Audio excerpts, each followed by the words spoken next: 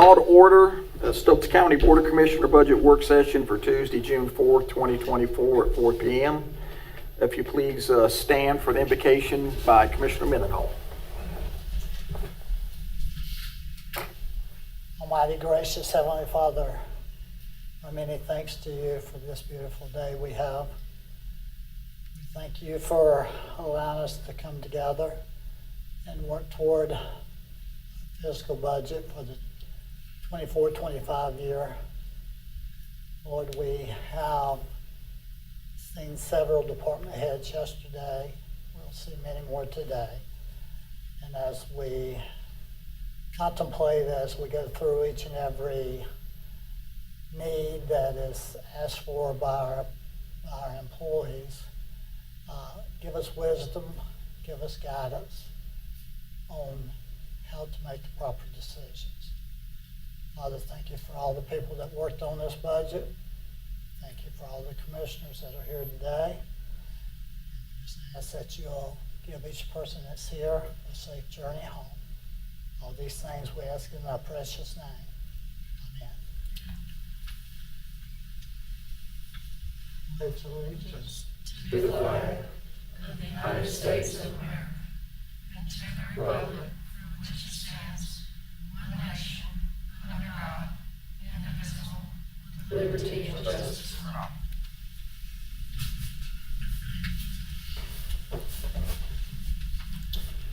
Entertain a motion for approval of the agenda.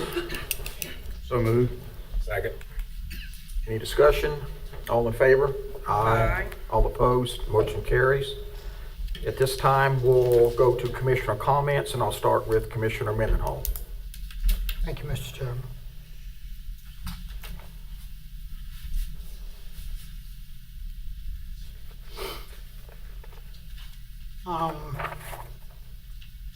This budget here, out of all 8 I've worked on, is probably one of the most difficult budgets I've ever worked through.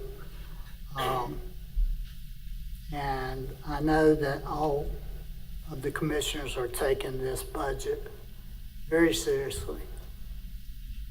And of course, there will be some agreements and some disagreements. 5 commissioners can't agree on every single item. That's an impossibility.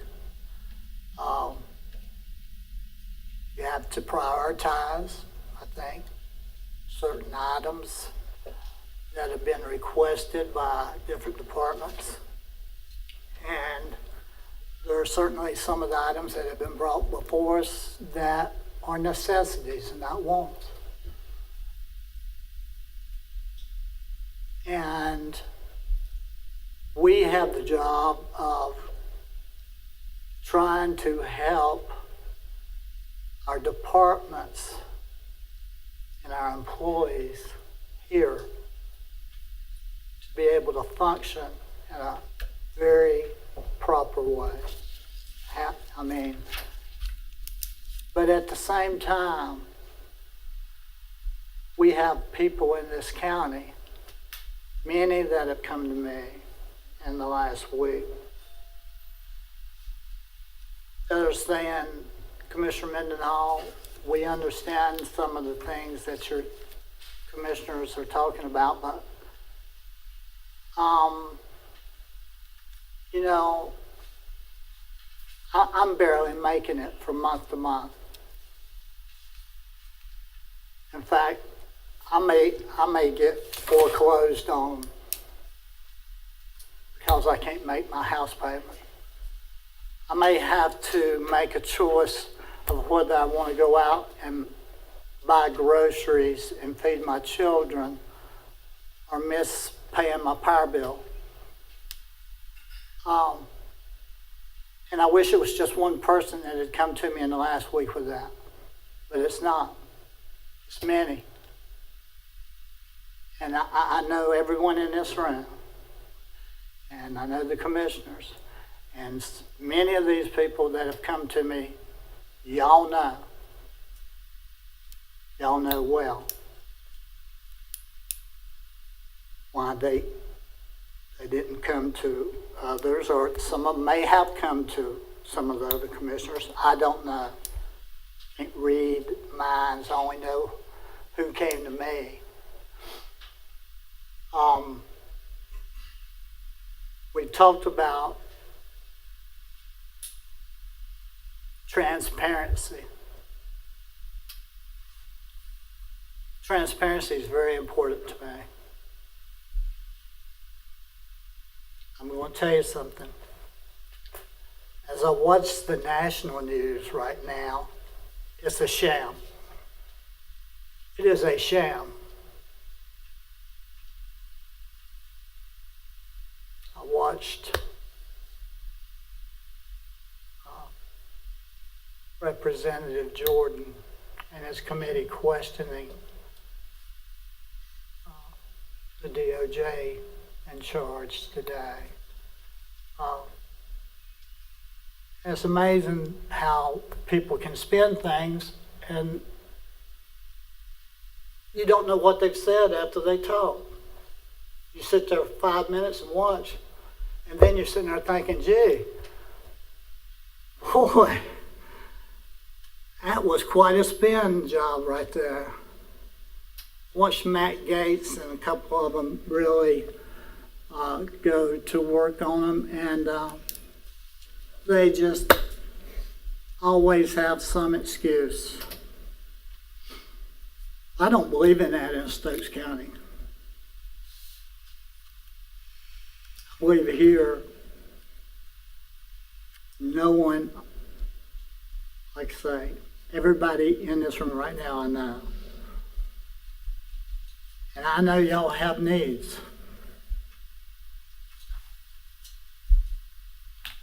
But I want to say this. The people that watched our meeting yesterday, if you had a chance, there was quite some, we had to come together on how we wanted to word certain items for the tax rates. And if you saw that, you understand that we had some difficulty with how are we going to word this, okay? Is it 62 cents? Or are we throwing in the 4 cents on the dedicated education fund? Is it 66 cents? Is the 6 cents that is proposed, is it 62 to 68 or 66 to 72? We went around till we finally come up, and I give Commissioner Morris credit for that because he caught one that I missed out on, but I think 82 was the final number. Was that not correct? Thank you, Commissioner Morris, for verifying that.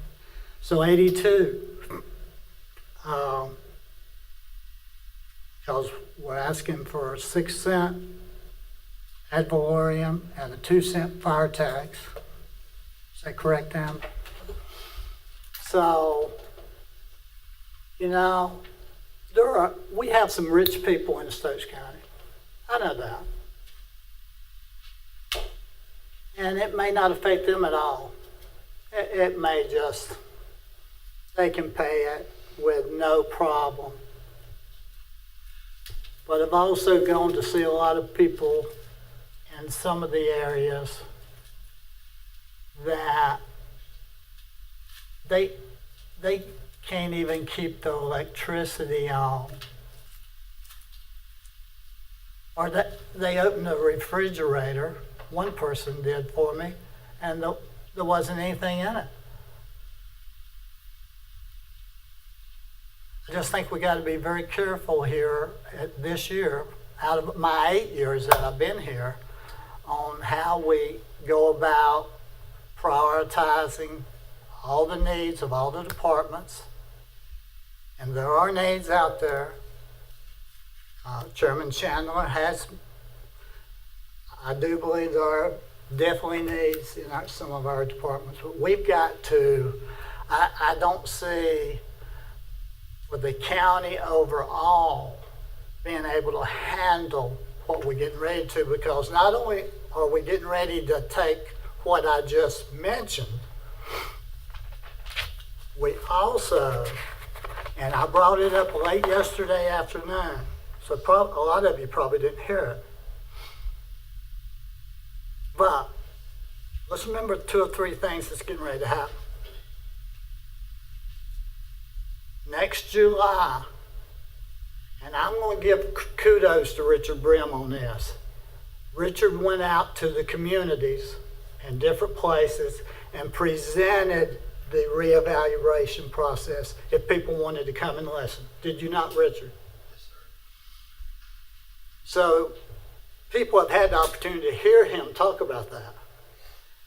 However, next July of 2025, Richard, am I right or wrong? The people in Stokes County are going to get a property tax bill, and it's probably going to be a significant increase. Is that correct? Reevaluation. Would you say a pretty significant increase? Thank you for that. So we're looking at what all we're asking the people in Stokes County to do this year. We turn right around and they're going to get hit with a reevaluation increase next year, not a little one, very significant. And you know, I'm going to tell you what, I don't know if any of y'all get any of these, but this is something I get at election time. And it happens to appear in my mailbox the day before the election. I keep them all. I have a box of them. And on here, if you haven't received it, it's from the StokesFreedom.com and Stokes County's conservative ballot, and they mark off names of people to vote for. And you know, one of the things they say on there is some of the people are conservative, and we're going to mark the conservative people that you need to vote for, and then the others are rhinos. Well, I'm going to tell you something. I thought conservative, I didn't know that the word conservative had differentiated its meaning, because it hasn't in my mind. I'm not saying we can't raise taxes somewhat. I think you got to be very careful when you're going to say, I'm a very conservative Republican, and then all of a sudden we see what's developed at this year's budget. And I know y'all sitting out there saying, gee, Mr. Mendenhall, you were my child's principal. You taught my child. I coached your son. Talking to Richard the other day, didn't your daughter just win a D3 championship? Yes. I mean, there's some great things. I'm going to tell you, I'm asking the other 4 commissioners as we go through this process to analyze every single thing, because if we go up as high as we're thinking about going up, I just don't see a lot of the people in Stokes County making it. And that's all I have, Mr. Chairman. Mr. Morris? Thank you, Mr. Chairman. I'd agree with Commissioner Mendenhall. We got a pretty challenging budget based on all the ones I've ever seen. The county has a history of not raising taxes when it should have for long periods of time. I think we're kind of in a little bit of a perfect storm now because we've reached a point where we've got a lot of unfunded mandates, a lot of issues to address with salaries and turnover and so forth. And unfortunately, we have to do this during the Biden administration's sorry economic policy, which is put everybody in the situation that Commissioner Mendenhall is talking about with inflation and having to choose between medicine and food and everything else. And hopefully we get past that in the next election. But this election, we're going to have to deal with it. So I'm trying to have a kind of a 2-year thought process on this budget. With the numbers that Richard's given us for reval next year, we will have, I think we will almost guarantee we have to do a tax rate reduction next year. I don't know what level. I doubt it'll be revenue neutral, but it'll have to be reduced to some extent. Or if those numbers hold up that he's been talking about, or probably some people won't be able to pay their taxes. So I'm trying to think of this budget as we go through this one, kind of in a 2-year thought process about what we're going to be doing next year as well. Had an extremely tough year with our insurance this year. That's, I mean, just something you have to, you have to suck it up and fund it. You have good years and bad years with that. We've got a lot of equipment we need to look at, whether we have to have it now or whether we can phase it in. We'll probably have, I'm sure, some difficult issues with the school budget when we get to that.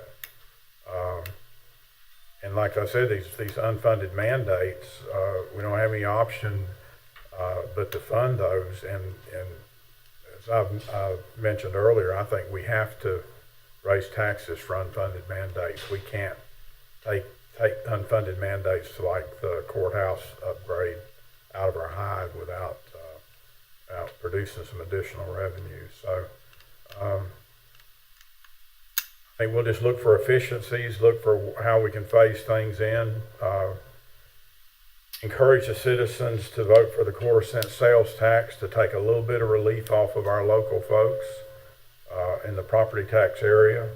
Not a lot of money, but I mean, every little bit helps. And so I really hope everybody will look at that realistically and realize that that will be a benefit to our Stokes County citizens if they approve that. But in the bottom line, whenever we get to the 17th or whenever our last meeting is, we're going to have to make affordability decisions. What can we afford and we can't afford? And that will basically trump everything. So we'll do the best we can to address the needs, and at the same time we have to be able to afford it. So that's all I have. Mr. Wood? I don't have any comments at this time. We just got a tough job in front of us. Yeah, I don't have any right now either. I'll be real brief, but I don't like paying any more taxes than I have to pay. I know that I, like Commissioner Mendenhall, like to be transparent too. So the board, before Commissioner Wood and I come on, they did a reevaluation. They didn't go revenue neutral. They didn't take a penny off the tax rate. They just went ahead and implemented the full reevaluation. But of course, all along, it was based on the premise, well, we didn't raise taxes because the tax rate didn't go up. Well, in my book, when I got my tax bill, my taxes went up. And I understand the tax rate stayed the same, but I like to be more transparent. I like to be honest. And so if we are trying to make up of years and years and years of neglect in this county, everything from lack of human resources, such as professional development, and we could go on and on and on, talk about the lack of equipment. And all I have to do is mention IT. And I don't have to say another word. So we have to evaluate, and we do have to pick and choose what we're going to, I guess, how much taxes we're going to raise or what programs we're going to do. But I want everybody to think about this. Just think about this for a second. So right now, and I'll just hone in on a few areas. Public safety. We got a sheriff's office that is having a hard time attracting people. We're having a hard time of keeping people. We got our EMS, Emergency Medical Service. They're having a hard time keeping people now and attracting people. And let's just throw it more in focus with EMS. And I'll give this credit to the board before I came on. They changed the way that the EMS do their shift work. Well, they get paid basically for working a 24-hour period at time and a half, because they don't fall under FLSA as an exemption to where you can pay them on a 28-day cycle, and it's not automatic time and a half.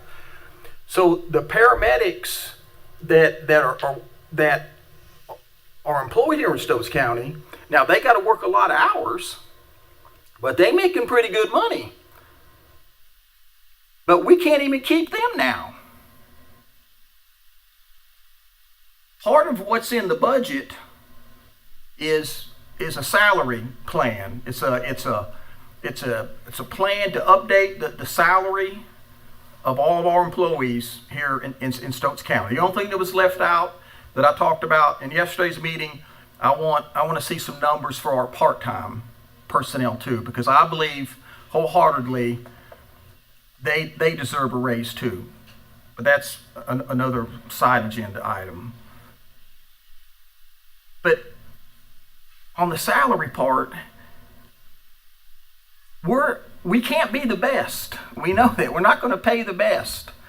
But we've got to be in that middle. We've got to be competitive.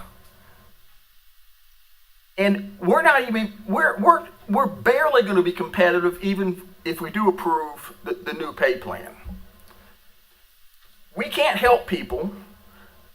And a lot of times the people that can't that are living paycheck to paycheck, or maybe they're down on their luck and they're not currently working right now, we provide resources for those people. It's not like you have to pay a tax or pay so much taxes to get service from this county.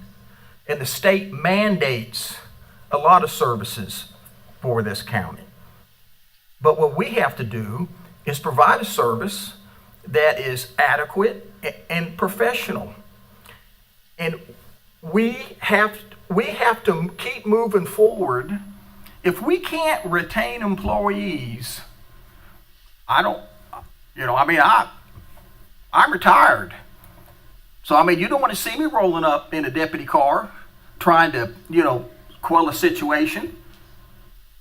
Or you don't want to see another board of commissioner coming out and handling an animal control situation. We've got to respect our employees. We've got to compensate them fairly. But at the same time, we now hold our employees accountable. We are starting to do professional development. We are doing evaluations. Think about it a minute. They haven't done evaluations in Stokes County in probably 10, 15 years. Who in the world has a job that doesn't get evaluated? Unless even people when you're self-employed, they have evaluations. So there is a level of accountability. And I am conservative. But I'm also realistic. We have to have good employees. We have to have programs that are successful. The money's not being wasted. And one last thing, and I'm gonna close my mouth. I just want this to sink in. Even with the tax rate that the manager has recommended, and one of the big components is the salary plan, we still are taking what, $4.75 million? Isn't that about right? That was for something. 4.1 million dollars out of our fund balance to balance the budget.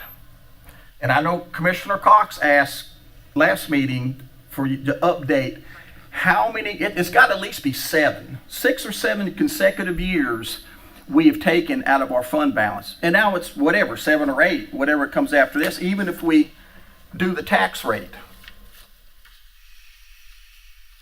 We are doing a much more disservice to the residents of this county if we don't properly fund the programs and the people that respond to 911 calls and take 911 calls.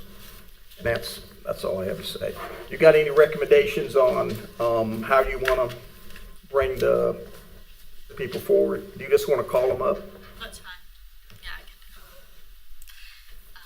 Brandon, you want to go? I'll be happy to come up and answer any questions. I really don't have anything to add to what was been recommended. Most of my budget was recommended verbatim as the way I put it in, so I'm very thankful to the manager for that.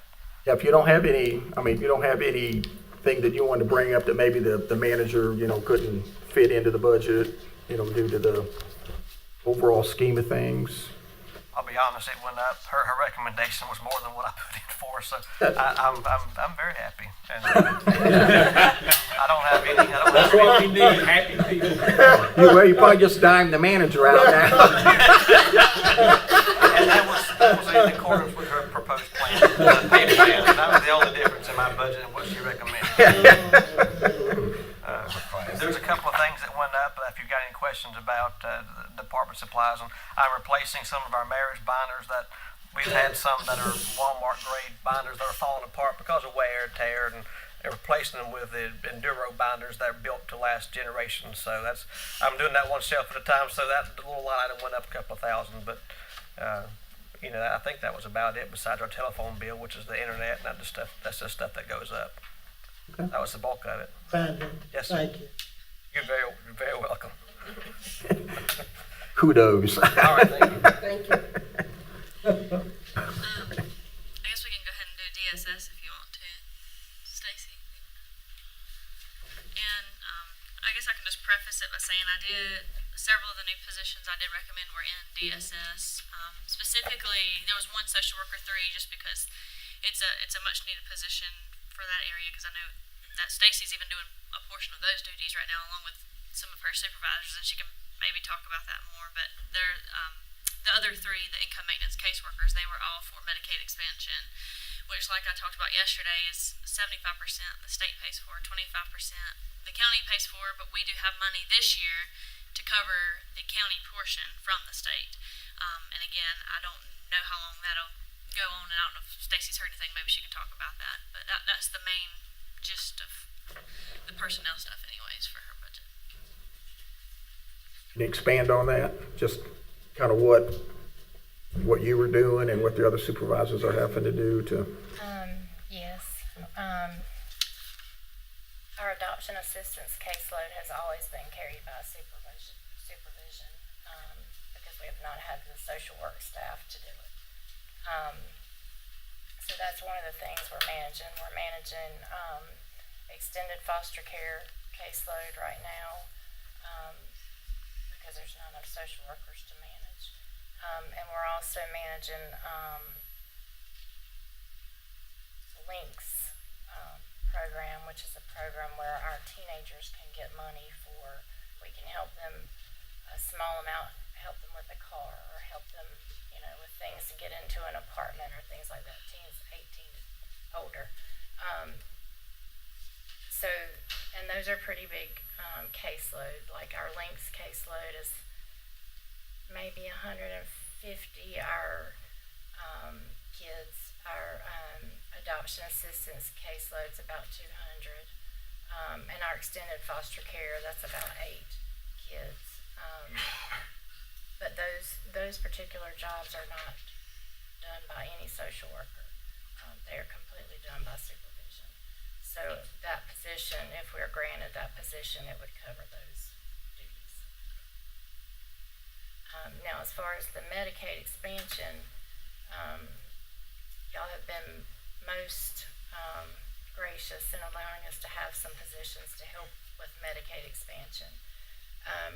Right now, our Medicaid caseloads are over 10,000. We have currently 15 caseworkers in Medicaid. That totals about 680 cases per worker, which is too much. An average caseload should be about 500. You'll never get the state to tell you that. The state will not tell you a recommended caseload. But about 500 is a good, decent number. So that's another reason why I've asked for three more positions.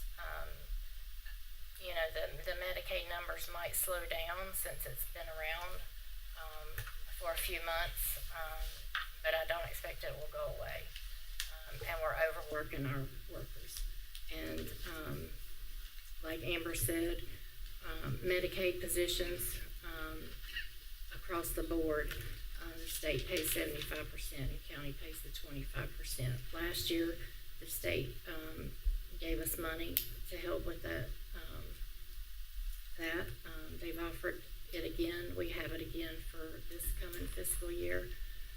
And the money that they've allotted to us for this fiscal year will cover 3 new positions, but, you know, then next year, you know, I have no idea if they'll give us any extra money. So that's that. I think that's really the only thing that's changed majorly. Maybe, I mean, of course, the salary scale with that, if that has affected everybody. I know Stacey had several positions that were under that 30,000 minimum mark. So of course it would affect many of her employees specifically. But the only other thing, I think you put in 2 vehicles. That's because, yeah, sorry. No, go ahead. Glenda had let me know that the lease program, we had a couple of lease vehicles. The lease program wanted 2 of our vehicles back. So we need to replace them. So that's why we put 2 in the budget. Yeah. And not for the, not to replace them with the lease vehicles, but to purchase new Right. vehicles so we can get reimbursement from the state. Right. Because when we do lease, we can't get reimbursement. So. Any questions, comments? I think that's pretty straightforward. Stacy, does, how many people got added with Medicaid expansion from what you were to what it is now? But do you know off the top of your head? The caseload, is that what Yeah. you're talking Mhm. about? I didn't bring that. I just brought what the current number was, but I think it was about it. What, it was I think like he's 3,000. asking how many people we've already added to. Yeah, since Medicaid expansion was approved. I would say No, not cases, people, employees. Is that what you're asking? No, I'm about Okay. clients. Like, Okay, because we've added some employees too. how many clients have we added since, was it I like gotcha. 6,000 or 7,000 and it went up to 10? No. It's probably 2 or 3. 2 or 3,000? Is that about what you expected?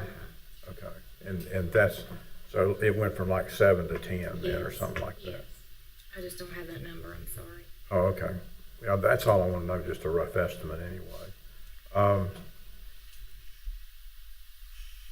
If there's anything we can do to get them to help us one more year, that next year is going to be a bad year here, so it's really important if they'll at least help us one, otherwise we'll just have to do the 25%.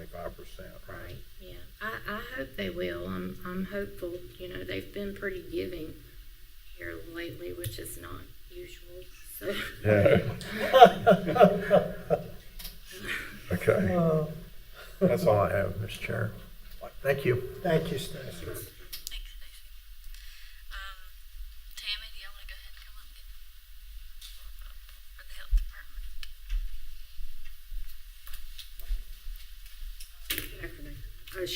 Amber included everything we pretty much asked for. I can justify like some of it if you'd like to know, because since our wellness, employee wellness started, we've had 290 visits, and that has generated $23,233 of claims that were paid to us. Some money was requested to increase our adult health supplies because last year we actually budgeted to make $50,854, but we passed that and made $85,482 this year in adult health. So we have to have more supplies since we're seeing an increase, but everything else, it's either computers or lease for vehicles. Yeah, I mean, I think that was it, and the Yeah. salary stuff. I mean, again, you had, I think a couple positions that were under, now they may not have current salary been making under 30, but the position minimums itself was under 30. There were a few, yeah. Any questions, comments? What about the mental health worker that we were talking about? LCSW, that has to be approved by the Board of Health. It was, brought up Right. last month, but it was never voted on. Right. So when it's voted on, we can bring it back to get it approved to be put into back into the opioid. Because we were looking to see if we could fund it through the opioid money. It's just the Board of Health has to officially, Now, environmental inspection falls under you. right? Guess what I got a call before I come over here about? Probably because we had one person leave and go to another county last Exactly. week. And they can't, a guy who puts in septic tanks has got 3 and he can't get an inspector. Right. So give us an update. I have one that actually is doing on-site wastewater, and he is on vacation this week. So, yep, Next week. yep. He had it scheduled 3 years in advance. Well, this employee that left kind of didn't give us much. He'd already planned vacation before we, I knew he was understand. leaving, but Trust me, I live it I will every probably day. come back and ask for another position in that department, but I don't know where I'll get the money. But yeah, we have 2 for food and lodging, and we had 2 for on-site wastewater. Now we have 1. Well, we hear all this growth. If they can't get sewer, guess what? The building don't go up. Right. So They you're don't gonna, get taxed. you're gonna replace him. We had 2 applicants, and we're scheduling interviews when he returns. Okay. Yeah, I'd say sewer is See, pretty those- important, Kate. When you have Especially those stoves. applicants, they don't come in fully trained, so you still have to go through that year of training before they can do it. Can't make it up. Brandon is looking at maybe trying to contract with the one that did leave to help get us caught up, but I can't bring them in I fully didn't mean to put you trained. on the spot, but Yeah, I was we- put on I the knew it was spot. coming. And we understand. Yeah. I knew it was coming. Sewer, we understand all about that, so. Yeah. Thank you for Hang it. in there. Hey, thank you. Thank you. Anything? No, We're that's, good. All right, thank you. Larry, do you want to go ahead and do it? Afternoon. Hey, Larry. I'm very pleased with the recommended budget, and I'll just say thank you to everyone for that. And does anybody have any questions? How's the transition going? 'Cause I know that for the last budget, we hired, was it a part-time? We have a new part-time person, and I'm proud to say she is really coming along. She had just last week, in fact, passed her North Carolina Department in Military and Veterans Affairs and VA accreditation, so she's ready to go to work. And she's more than capable of doing the job. We're waiting now to get her new computer so she can basically be turned loose in her office to do. Right now, she's sitting with me most of the day, but that's good on the job training. I was hopeful that I'd have an update on the contribution from North Carolina, the state, to support our program here in the county for veteran service officers. That unfortunately was not finalized in time to have any kind of official input on this budget. We're hoping to get the final numbers hopefully here in the next few weeks. We heard somewhere between $1 million and $1.5 million had been approved to distribute among the 100 counties.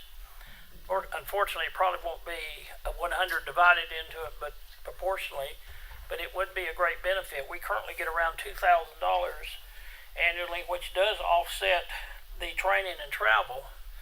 But if we get additional monies, which I hope we do, next year hopefully that can offset some things like our equipment needs and and other items here. And that was kind of the hang-up with it. Apparently there was some disagreement between the state and the North Carolina Department of Military and Veterans Affairs on the accountability on how the money would be spent at the county levels. So we're waiting on a resolution. Hopefully we'll have that forthcoming, and I'll certainly share it as soon as I have the official word. Other than that, I'm very pleased, and again, I thank every one of y'all for your assistance in making this happen. We're continuing to see more and more veterans. I mean, it's not got any less, it's getting more. Good. But we're getting claims approved, and so some people in this county are getting fairly hefty amounts of federal dollars coming in here that they can spend here locally. That's great. Good. So, How's that's your all I office have. space? Is your office space working out good? The office space is working out real good. Seems to be fine. Right.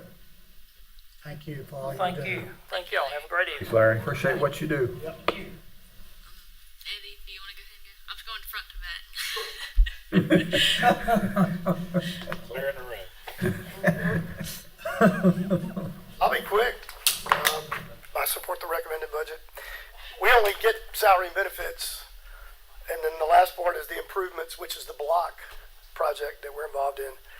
But that's, that's NC Commerce money, $850,000, NC Commerce money, $125,000, ARPA money of $450,000. So, and I think $6,250 is the county investment. So, but yeah. The good news for us. Yeah, there's lots of good news, but I don't know if I better say it publicly in front of a meeting like this. There's lots of good things happening. So I know I don't carry the interim economic development title anymore, but I still work closely with Mr. Babe, and I work behind the scenes with a lot of the good things that are happening. So I'll just leave it at that. Eddie, Glad to see. appreciate all you do. Thank you all. Eddie, is the project's fully funded, isn't it, now? Or Yes. is it Yeah, we're the design is being tweaked, but it's all in the design process. Hopefully construction will start by the end of the summer. Okay. And so it's a pretty cool design. And It's how long will it take to build it? 10 to 12 months. So about, Isn't that Glenda? 10 to 12 months? yeah, okay. So Who's the contractor again? Gorenko's the Gorenko general again, contractor. good. Yeah, That's good. the They're- design team. They're used to working over there. It's going to be something. This little town's transforming itself in the next year. That's Stick good. around. Thank you. Thank you all. Vicky, you want to go ahead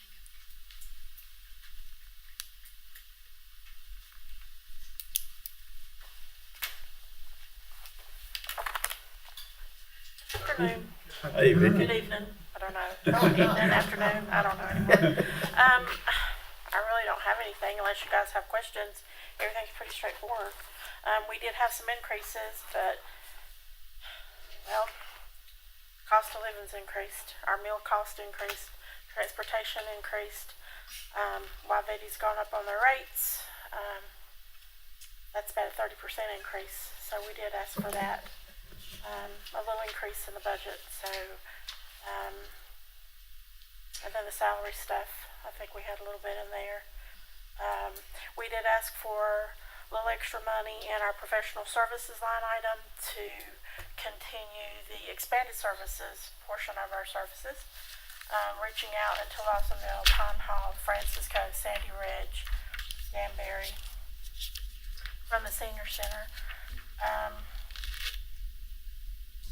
Pretty much it, unless you guys have questions. But the 40 that Paula got in a grant, The ARPA, is it covered? The activity's gonna keep going after October? the ARPA funds are completely finished by September. This is not in your budget to continue. Yeah, It is in your, okay. well, not to the magnitude that we're providing services now. But we have a plan, and I tried to be frugal with my request because I knew kind of what you guys were facing. So, we do have a plan. It's not $40,000.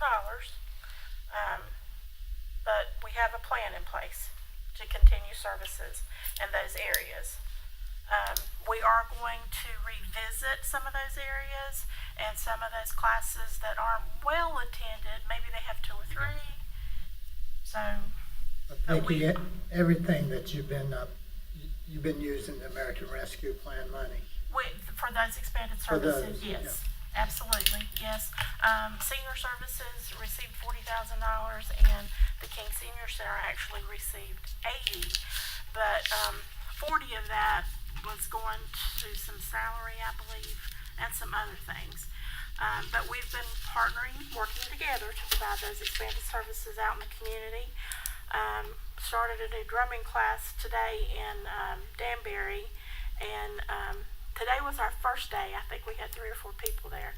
We are so hoping that that is going to grow because those ladies had a lot of fun doing that class. So we're hoping it'll grow. The other question I got for you, I understand with this period, Paula's going to pull her time back to what she does, the King Seniors. Who's going to head the is that fall in your lap? Well, it will Reba and ourselves, and we want to continue to partner with Paula. Delegated. Okay. And we want to continue to partner with Paula. I'm not sure how the city feels about that. I don't know. I'll ask that question. I can't, but we want to continue to partner just like we have been. Okay.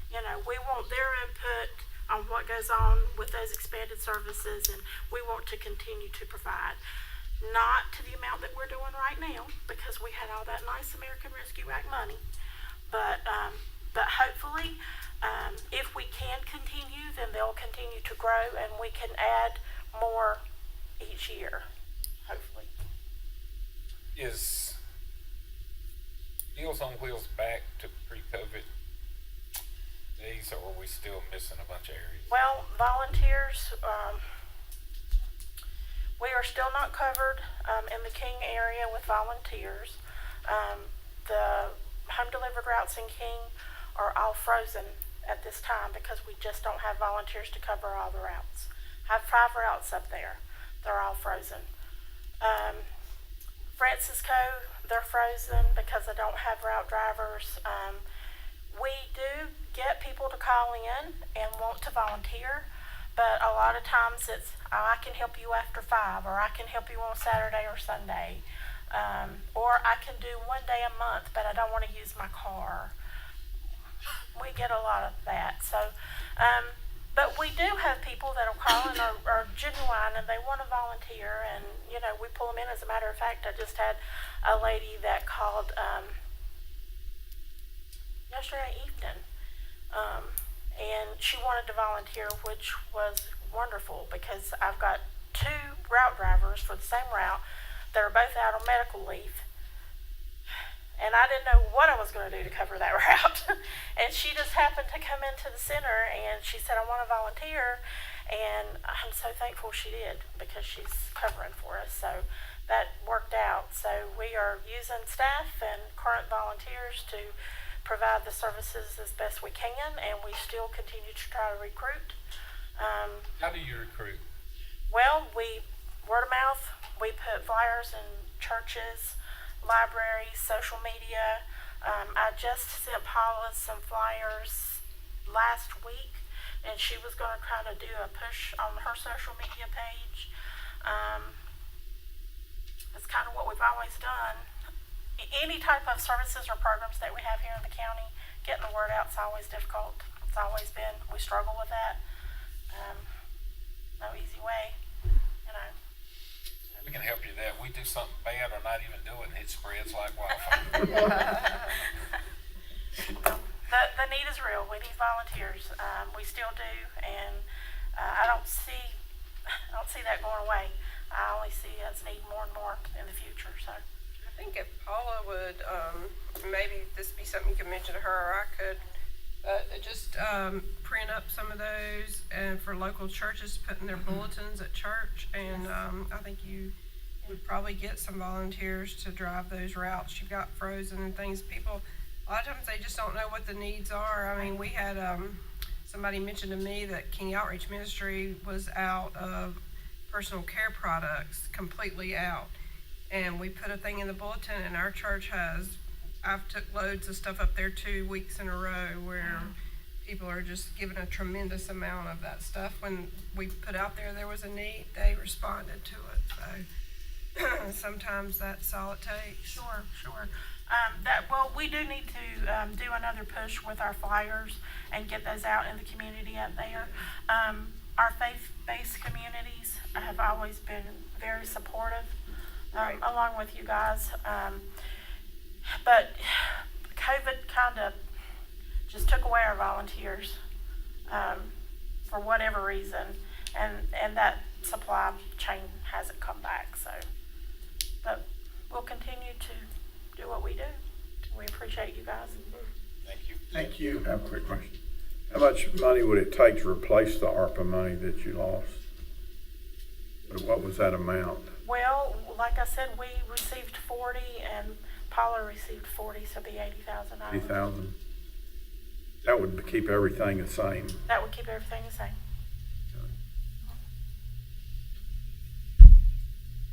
That's all I had. That's the only question. Any other questions? Thank you so much. Appreciate it. Thank you. Thanks, Vicki. Janice, do you want to go ahead and come up?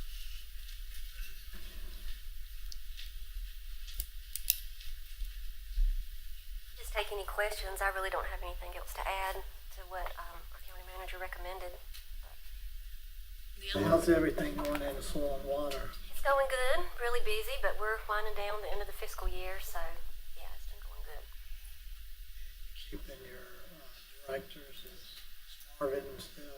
Yeah, we still, we did lose, Dale Lester had to resign due to some health concerns, but another board member was reappointed in his place, and it was approved by the North Carolina Soil and Water Commission. I think it was, so he's working out really well. It's Joe Bennett. Well, I hear nothing but good things about you. I know all of them. Oh, yeah. I like to talk. I know the leadership program that we attended, what was a couple of weeks ago, I think, that was for the schools. That was really great. That was the second one I've attended, but it just, I don't know, it just shows leadership from the teachers and from your staff, and just the connectivity even to the business, to the farmer of the year, and it's really nice. Food's not bad either. Yeah. It's a great location, too. Watch it now. I will say that our participation with the schools has increased pretty well. It's come back well after COVID. I mean, there was a lull there, of course, like everybody had, but it's bounced back, and those numbers are actually increasing. I'm still serving barbecue at your house. I'm sorry, barbecue at the awards banquet? No, we actually have it at campaigns now, so we just do like chicken and ham usually. Barbecue's farmer appreciation, so yeah, Okay. that's what, yeah. I got you. Thank you. I don't have any questions. Questions? Good. Thank you. I think you were going to say. All I was going to say was the only change really is the Janice and Soil and Water got a grant again, but they had of course the revenue's there for that, but that's probably why you saw that line item. 500,000 or whatever. Right, so it's a 100% grant, reimbursable grant, so there's no match required by the county for that. Yep. It's to clean out debris from the streams and actually do some work on our watersheds, which, you know, is a big concern of ours always, but we've been very successful with that grant. Thank you. Thank you, Janice. Thanks, Janice. Thank you, Janice. Richard, do you want to come up?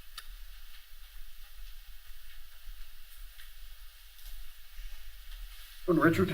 Hello. I don't really have anything either. I'm satisfied with what was in our budget. I think the only thing that was cut out was, with the understanding that it would be cut out, but I put it in there where it wouldn't be a shock if we come to you asking for money. But there was a $16,000 plotter for a mapping department that was cut out, probably running on borrowed time. But you know, we're not going to replace it till we need to. And our budget is always based on need and not want. So we're really satisfied with the way the budget is proposed. I just want, I made the comment earlier, and I think Richard did a really good job getting out, spreading the word of this church about what's coming. Yeah. Because I've had people in my community that went to some of his meetings. They said it was very informative. So Did a good job. Good job, Richard. Good job. Keep up the good work. Thank you. Thanks, Richard. Ken, you wanna go ahead?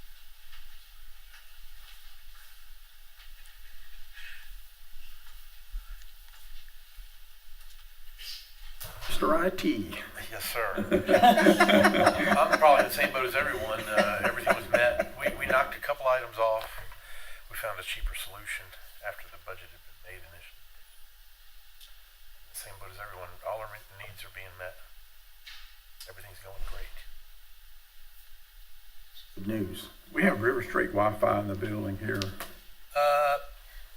We don't. We got it in a couple spots. Huh? It's been talked about stretching it, putting access points in the middle of each hall, giving that a shot. They've been successful everywhere we've done it. We put one in planning. We got one in IT. It shows it on my phone, that's why I was asking. That means I got it. You probably, they don't have a password. They don't have a password for planning. Oh, for planning? You're getting that out of the IT office. It says River Street 5G-1, and that's the unsecured one, and then it's got a bunch of them that are locks on them. That's out of our office. Okay, It can be better. okay, great. $182 per access point. That's kind of pricey. Just a distraction. But you feel good about your budget. What I is, do. thank you. What about computers? I keep hearing they had to be replaced or upgrade.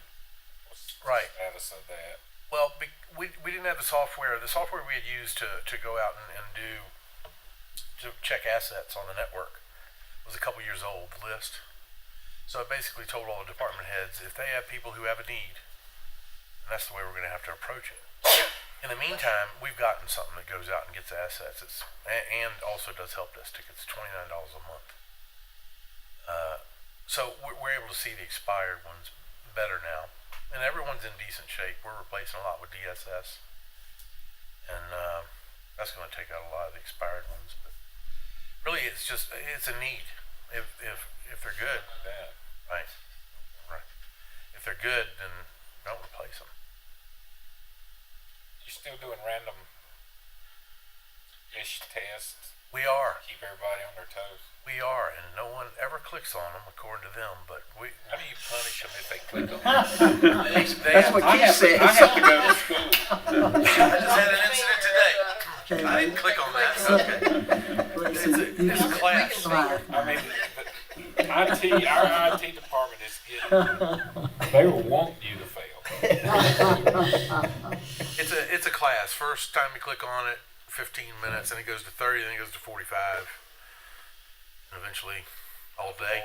No, 45 is the worst. Hey, we do. Did I know we talked about some people that, as a matter of fact, when we were meeting with LifeBright last week, and they talked about the emails bouncing back and the firewalls, and the question was brought up: how many emails are we not getting? Because that's happening to other people too. If they can't get emails from the hospital to come through to us, how many other emails are not coming through to us? Well, that LifeBright was the problem. Whoever they're using for their provider was the problem. When emails don't even show up, something's going on outside of our network. Barracuda uses a standard set of rules lists that are done across the industry that people draw from to look at domains and IP addresses that should be blacklisted or blocked. That's where Barracuda's coming from. We can come in and choose to decrease that amount of security. We do have issues, but we're available to be able to correct those on the spot, usually pretty quickly. I think it's better to just keep it tighter than looser. And so it's doing good, but we do run into people who might be blocked. And if you use some keywords, that's the biggest one is keywords. Like if you talk about the Chinese Communist Party or something like that, you might might get blocked. Let's hope so. Right, other stuff like that. I've talked, I'm on the insurance pool and we're working with covering those kind of problems that with attacks and getting hacked and everything, and it's really happening a lot. We gotta really be careful. We got CrowdStrike in the budget this year. That's become a new industry standard where, so right now we're Hillary using. Clinton's thing, right? Pardon me? That's one Hillary Clinton uses to destroy That, emails. Bleach. Yeah. well, we can always Well, that's change gotta that. be good. We can take it off the budget. CrowdStrike's become. She probably got it In right fact, on I'd that. recommend that. I didn't know that. Yeah. Where's the hammer on? I think you're talking about bleach bit. Yeah, maybe it's bleach bit. Bleach bit. I thought. But I think she just used a rag or something like that. Oh, man. CrowdStrike. We're using McAfee right now, where each one of the individual machines have their own virus detection on the system. They update on their own on a schedule. CrowdStrike is more where we're gonna put that on each of the machines instead of McAfee. We're gonna be able to monitor every machine, any kind of virus difficulties or anything like that happens, and we can also update the machines. We're gonna be able to watch the primarily the main campus. That's good. That's a good company. I've studied it a little bit. It's become an industry standard, right? And we're getting it for a decent amount of money. Got 10,000 in there for training. Are you guys doing some outside training or We are. certifications or what? The two of them are going to take cybersecurity training, most likely in Greensboro. It'll last a week. One of those type classes. That's good. I think you need to be taking outside Yes, sir. training, staying up to date with all that stuff. Both of them have a week, and I'm letting them pick something as long as it's cybersecurity. I'm sure it'll be related. So Probably the most Yeah. important professional Yeah, it's development worth we the can money. have. Yeah, that's the best area to go get trained in first. That's the only question I had. Anybody else? Everybody else okay? Thank you. Doing a great job. Yeah, Thank good you. job. thank y'all. Super job.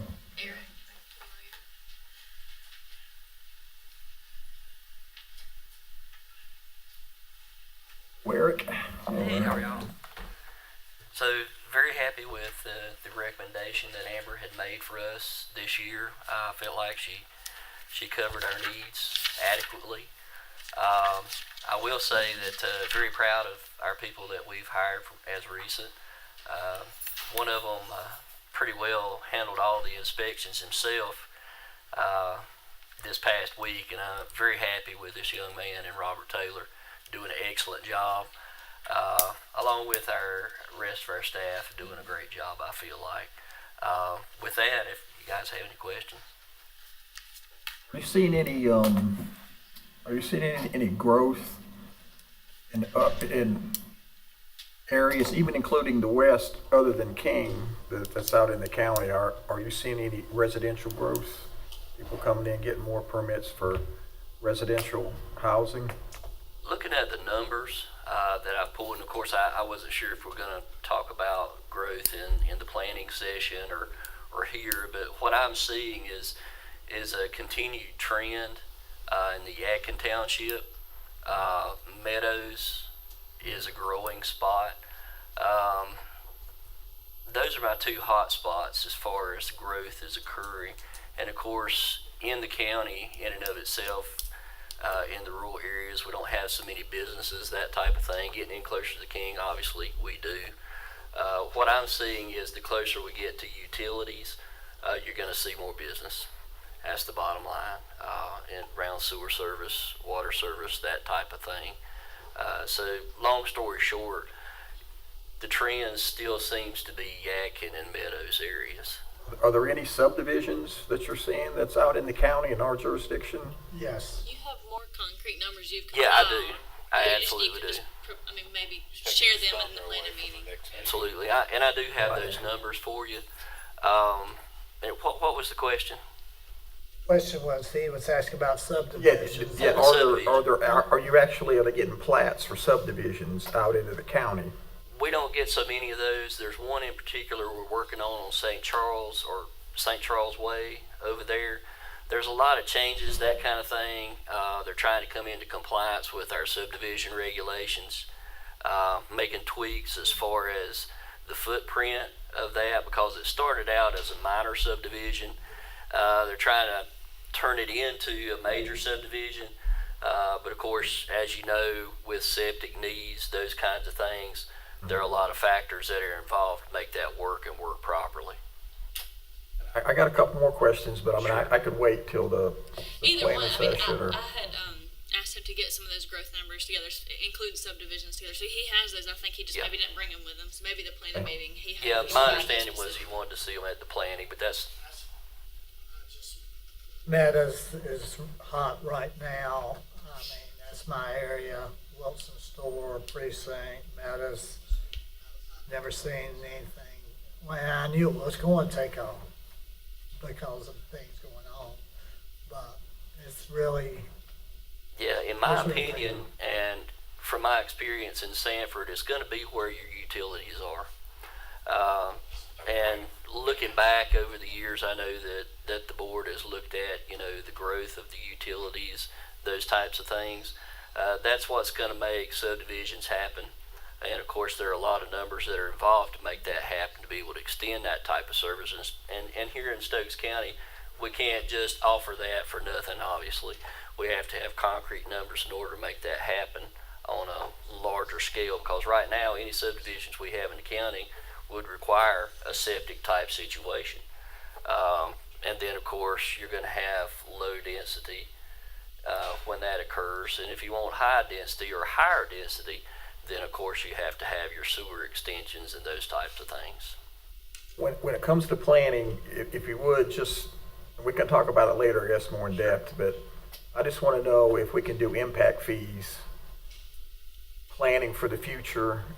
I know we used to be able to do it, but I've been out of the business since 2015 on some of this stuff, so I don't know. I know laws change sometimes, but in other words, you're able to, as subdivisions come in, that you're able to charge an impact fee to offset maybe if green space, sidewalks, park area, to where as they bring in more people due to the subdivision, that the municipality or the county has to spend more money to provide services. So. Okay. Yeah, I'm happy to look into that and see what we can do. Absolutely. Thanks. I have one question. What's the increase in miscellaneous contractual services? It went up from 1,000 to 19,000. Is that something to do with the? I believe that's our fee maintaining for the new software or something? Yeah, that's the software. Okay. It is. I figured that's what it was. And a good report on that, by the way. We've built out all the permits. And so what's happening now is they're in the process of actually building out the whole thing so that we can start to go online very soon. So I expect within the next few months, we'll be up and going with that and taking care of business, and people can actually, contractors as well as citizens will be able to go on the online portal and take care of business that way. Inspections versus them calling us to find out what's going on. So there's only 5 counties left that don't have it. We won't be one of those counties anymore. So very much looking forward to that, and I know the rest of the team are as well. Okay. All right. Thank you. Appreciate it. Thanks, Eric. Yes, ma'am. Tori?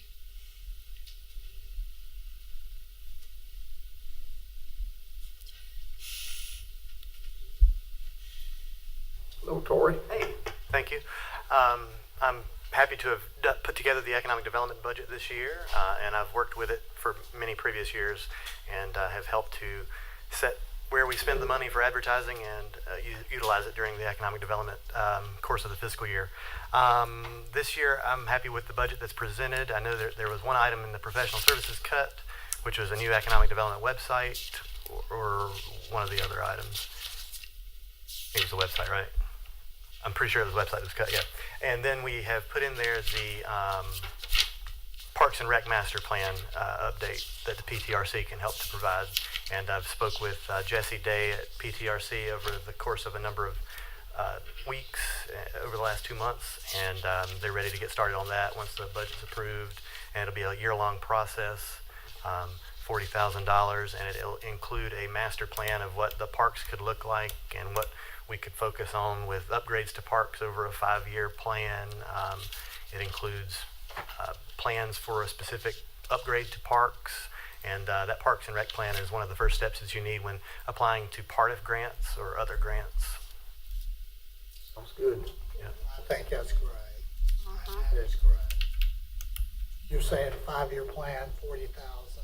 It'll come up with a plan of how you could invest money over time, over the 5 years. I am so glad that you pursued that.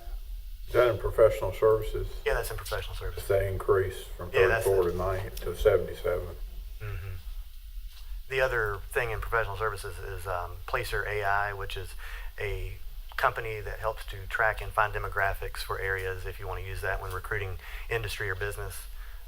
I've been on various demonstrations with them, and we'll geo-fence an area in King, for instance, and it'll tell you that they're coming from Hanging Rock to that location and then going from that location to maybe Texas Roadhouse in Forsyth County, and it's tracking it all through digital data that you've opted into in different apps that you utilize. So it gives you years of data, but that's something that I think that we'll be able to utilize that with the TDA as well, and as we start getting money back from our occupancy tax. I also mentioned to Amber, and I know there's probably no way to do that this year, but in the future maybe we could look at that economic development incentives fund that's out there, the holdings account, and if we want to maybe put more money into that.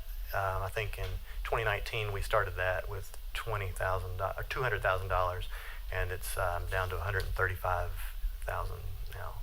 But that's something that we use for special economic development incentives and projects. Sure. You got anything else? I have a quick question. We have this department on page 122 called recreation. Where did that come from? That's the YMCA. Is that the YMCA? Yeah, we pay. Yeah. Okay. We pay them for Okay. our. That's just so-called our normal, recreation, I guess. Yeah. normal contract with them. Every year it comes out. Yeah. It's just. The hook, Tori. All right. Thank you. Thank you. Glenda? Save the best for last. Well, finance. Steve not sitting there? I don't know. You can come help me. I was planning on bringing him up after her. Well, mine will be very short because I don't have anything unless you all have questions for me. I helped Danny with the vehicle maintenance budget and the purchasing budget. There was no other equipment that the garage needed this year. The lifts have been good that they've been using from last year, and there wasn't any new equipment that they felt that they needed. And then my budget, it was the same. My computer was upgraded last year, so as long as I have a good computer, I'm good. So unless you all have any questions for me on any projects we have going on or anything that you want to ask, I'm good past that. You and I met earlier in the Yes. year about the lease program, so Yes. you're still on top of that, and everything Yes. is flowing like it should Yes, be flowing. everyone that put lease vehicles in their budget, except for anyone who asked for a new one, actually got the recommendation from me from Enterprise to put it in their budget. So they were, some that you see is like a replacement. Those were the recommended ones that Enterprise had recommended for us, so we could get that higher resale. They're at the point where we will benefit from selling them, so it would generate funds to help with the new vehicles. And Lisa and Tracy and I have been working with Enterprise to kind of figure out, this will be our first ones that we've actually sold back out. Like we've turned in and sold. We had one dump truck that we had one flatbed truck that we replaced with a dump truck this past year, and we did good on revenue of getting, selling it off and replacing to make it more beneficial for the landfill. So that one we saw, a good revenue back on it to put into the program. So I'm hoping with the ones that we do turn in from the Sheriff's Department, we have, in this year's budget, we actually have 10 we're waiting on to get here. We've got 6 of them are at dealerships that are just waiting to be delivered to us when they're ready, and then the other 6 will be coming in pretty soon. Yeah, is it just one dealership it comes from, or is it multiple? No, it's multiple. dealerships? It could be, actually the ones that we're getting now, we've got some that are Nissans, some that were GMCs, and a couple that are Fords. And so we've got kind of a variety. We just went with the ones that were the best incentives to the government, which is very few to find anymore. Like when we first started the program, it was you have many more options. Now it's kind of what can we find. So, but usually, I mean, they deliver them to us for free. They just have to let us know when they're ready. So we're starting to get those tags. So I'm hoping that we will start seeing some revenue on that side to help fund that program. This will be our first year we're doing that. So Glenda, I just want to be sure. I'm looking at page 151. Vehicle maintenance. I just want to make sure, you said you're very well satisfied with this is actually, I see the request was 264 and the recommendation was 178. What is, I haven't looked down each line item. What is the difference? I think actually had a vacant position in there that has been frozen quite some time. And when Amber and them went through, and the one that she recommended, it was cleaned up. Okay. It just rolled out of our gyms, any vacant position that was sitting in there. Thank you. Yeah, so it wasn't anything we asked for that they No, cut. right. So we're happy. Okay. That's all I wanted to ask. Yeah. Thank you, Mr. Chairman. Anybody else have anything? Okay. Doing a great job. Thank you. Thank you. Don't forget me, call me with a low bid next week when I'm out of Well, town. yes, we will have our bid opening. I mean, if anybody wants to come, you're more than welcome. It's public. It will be on the 12th at 3. So. I say. No, I was just the only other ones is finance's budget, and then administration and governing body. Those, and HR whenever they come. And did you want to did y'all finish public works yesterday, or did you have more questions for Stuart? But did he need a little bit more time to? I'll ask. to I think if he he needs was a little good bit on more his time end. with the numbers, I could wait. Okay. I'm just I'll talk to him and see want to if he can expand come on up a with few that. things. Okay. Well, then those are the only three besides HR, which we'll do on the 10th at that budget work session. So finance deal. Did y'all have something in here about the additional legal fees we're paying for the hospital transition? With that special attorney, specialized attorney, where would that be? It was in, I was looking in governing bodies for it, but it wasn't in legal. Legal looks like just a normal. I believe it was Retainer. in professional services. I believe is where it was. Well, that's right. We transitioned that other pot of money over that we were using for the consultants, right? Yeah, it was all under professional services though. Okay. Yeah, so, and the professional services, and I can look just to make sure, also includes, continuing to use DEC associates if they charge us another annual fee. Okay. You know, that, the fee they charged us was for, I'm pretty sure just a year, so I'm not sure, I put, I think 25,000 in there just in case for DEC Okay. associates, because I assumed we were gonna continue to work with them on, since we're doing a lot of projects and financing, and a capital improvement plan and things, I think it'd be beneficial to continue to use them. Based on the miscellaneous contractual services where I see it goes from 112 to 142, is that professional development or is that 92? Professional services for 180, it's mostly the, audit, where, Contractual services, contractual services, 12 request and then recommended was 142. Fifth Asset is a company called DebtBook that does all of the GASB reporting. And it's gone up. You have to pay by license or tiers, and we have so many, it's a GASB requirement, unfunded, that, that's for 19,000. Harris Solutions is the yearly maintenance fee for our new conversion.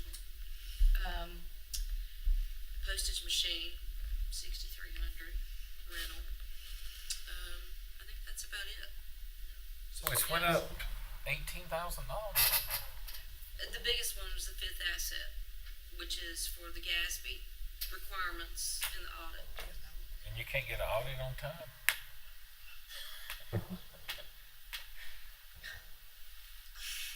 Well, you plan on getting it on time. The only other change is the part-time position I recommended. So I don't know if you had any questions for them about that, but I do, I think it's needed. How hard's it gonna be to fill? for finance, I don't think it'd be that It shouldn't be difficult. that hard. Part-time, you said part-time?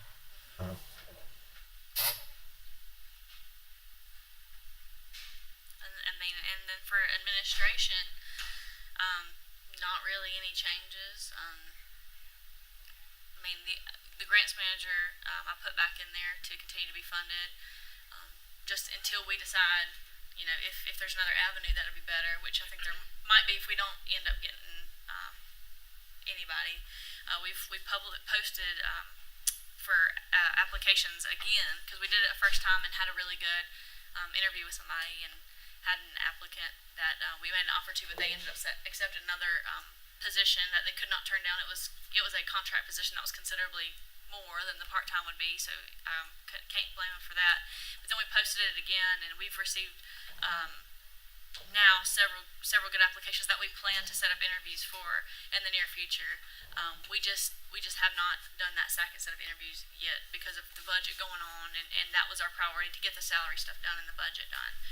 So I still fund it again, but again, if there's another avenue that the commissioners would rather take when it comes to that position, if we can't fill it, then that money could be moved towards What kind of money contract you or whatever. talking about? Huh? How much you talking about? It's just the same amount from last year. I believe it was 39,000. Yeah, 39,000, which is, you know, I think we did 25 hours for, I can't remember the rate.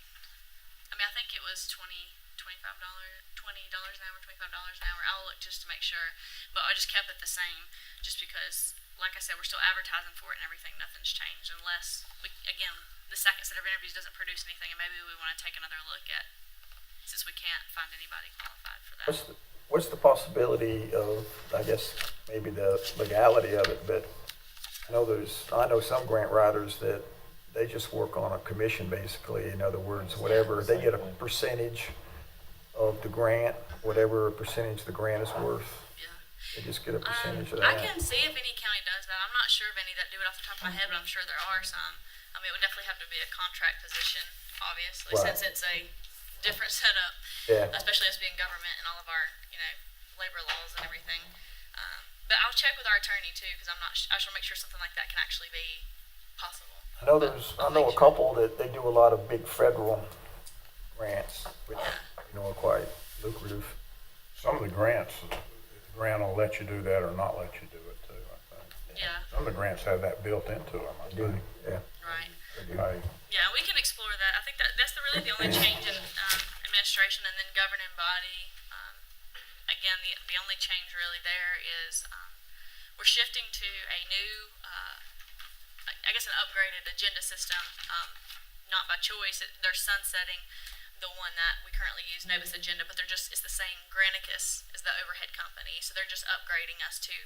I think it's called Peak, is the agenda management software. So there may be some new learning curves for me and y'all on how to use that agenda software, but hopefully we'll get it Make me a copy. in this new year. Give him his notes. And the prices went up just a little bit, but it wasn't much because, again, it was a transition really, just from one that they were not supporting anymore to the new one. And then, so I'm working on that at some point. And then also, the only thing that's changed is I was recommending, I didn't put that in my budget message because I didn't want to bog down the budget message with it, is I was recommending that the commissioners' pay go to a flat rate per pay period. Salary. Yeah, it's like a salary almost, because, and I didn't increase it, I just did the average of what the commissioners were already making per meeting, just an average of what all five of y'all's was. Because I mean, I think it makes it a lot easier on y'all and me too, because it just depends on you know, who goes to what meetings and trying to keep up with it. And some people may count certain meetings as some other people may not. So then I go back and try to, I add that one to that person's to make sure it's, you know what I'm trying to say. So it just makes it a lot more consistent for everybody. Yeah. So. What is, is there are we always have to be in like we wouldn't be able to do it in our own term, or is that just if it's a salary hike? You know what I'm trying to say? Because normally if you change the wage, it's got to be in another cycle. I'm saying the cycle wrong, but you know what I'm trying to say. In other words, I can't benefit in this budget off of it if it's an increase, I believe. I don't think anybody's benefiting off of it from what she said. It being an average, and it's. And it's competitive with what other counties are making for their commissioners as well. I've done the market comparable analysis on that too, and it's already market comparable to what other like-sized counties are doing. Yeah, most counties do not do it like we do it by the meeting. Yeah, we're very old school in that fact. So it'd make it a lot easier on y'all, and also on me that way. It's more fair that way too, because there's no question about who counted what meeting. Did that person go to that meeting as well, and making sure it's fair. Because I do that now, I'm trying to keep it fair. Going back through and having a look for it. And of course, the whoever the chair is at that time would be compensated a little bit more. Just that's how it's always been with the rates per meeting now. But again, it's still the average. I still did the math on that. What's it the average of? Is it like the average of what all of our total salaries were for last year? I did it off of your W-2s. Oh, okay. Basically. And nobody's going down any. No, it's the average, but nobody's decreasing. Some people do have a few more meetings depending on if they have subcommittees and things like that versus not. I'll share some of them. I'm good. I'm making what I've got.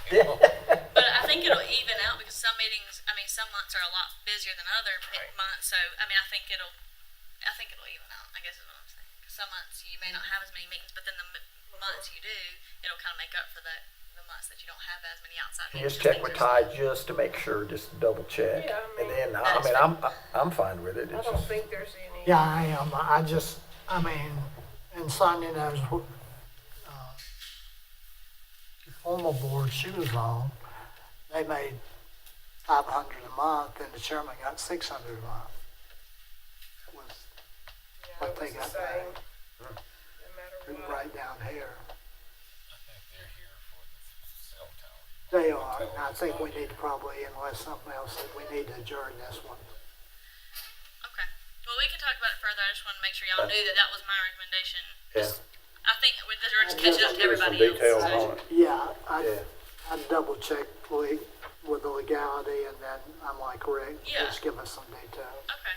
Yeah. I have a question. On one of the questions you answered, I think on email to us, is if we adopted your recommended budget as it stands, would we have a 12% fund balance? It was estimated about 12.5. That's what I'm Yeah. From what we are currently. Okay. Yeah. Did you happen to do a sheet yet that showed all the positions we were?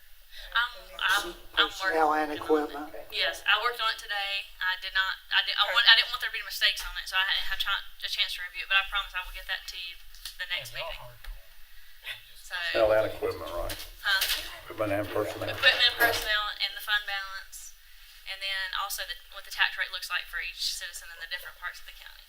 Yeah, and anything else, just let me know too. Going back to the meeting with the Board of Education, could we consider the day we're having the marathon meeting? Maybe we could start that meeting out with them. What day is that? That's 'cause 17th? we've already got that scheduled. 17th. Yeah. Don't matter to me. If they can do it, because I need to make sure Whatever y'all want to do. Well, if they can't do it, then they just need to send who can do it. Because we're never going to get to a point No where. way you can get it now. Exactly. Just have And when I was one on the board, we had daytime meetings and we had to come to them. We had to get off of work or whatever. And I feel like they can, for this one thing, I know some of them do have jobs that they work during the day, but we used to have to do daytime meetings. Daytime. You're talking about getting them to come at 2, like Yeah, right at the beginning of the 2 o'clock, and not in the morning. Okay, I can. If it was just Dr. Rice on that, that'd be better. Yeah, even whoever can come. Because I don't think. That's a good point. Whoever can come, just. Because we're never gonna find the time we No. are. The board was very good when I was my 5 years superintendent. They got off work and they came. I would have all 5 come. Yeah. Every We year, did. every year they came. It was always during the day. Yeah, It usually during wasn't the at day. night. I'll send it now, first thing. I mean, we would like their input, but we need to do it really Yeah, the days better are at one of limited. these already scheduled Yeah, meetings, yeah. because adding another meeting after that marathon meeting's not really gonna help us. Yeah, that's kind of what I was thinking. Yeah, It's kind of right. pointless at that, because I've already finalized. Throw that out hopefully. there. And if it's just Lynette and Dr. Rice, so be it. Whoever can come. Okay, I will do it. They said invite them and they'd come. Here we are. Well, I filled the drains, Bill didn't. Yeah, Bill Come. didn't know come. Well, Mr. Chairman, if nobody else has anything else on the budget session today, I'd like to make a motion that we adjourn at this time. Second. Any more discussion? All in favor? Aye. All opposed? We're adjourned.